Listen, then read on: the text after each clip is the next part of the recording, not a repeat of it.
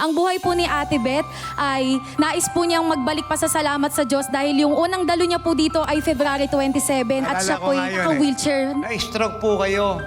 Kumusta na po kayo ngayon? Umaana po yung pakiramdam ko. Yung inyo pong paningin. Okay na po. Nais niya pong magbalik pa sa salamat dahil sa oras po na ito makikita po natin wala na po siyang wheelchair. Gano'n po kasayang wala na kayo sa wheelchair? Masaya po. Nagulat na lang din ako mga ilang araw. Nakalakad na po ako. Gusto niyo pong makaranas po ng kamangha-mangha, kagilagilalas, at dakilang mga himala.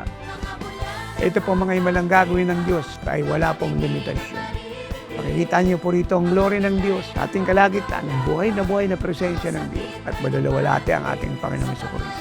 To expect great and mighty things from God sa ating 32 taong anibersaryo ng Oras ng Himala na may temang God is the God of Miracles sa March 27 and 28, Thursday and Friday, 1 p.m. sa Muñoz at sa March 30, Sunday, 4 p.m. sa Marikina Sports Center. Ang Diyos po ay nag-ready na ng napakaraming mga himala para sa inyong buhay.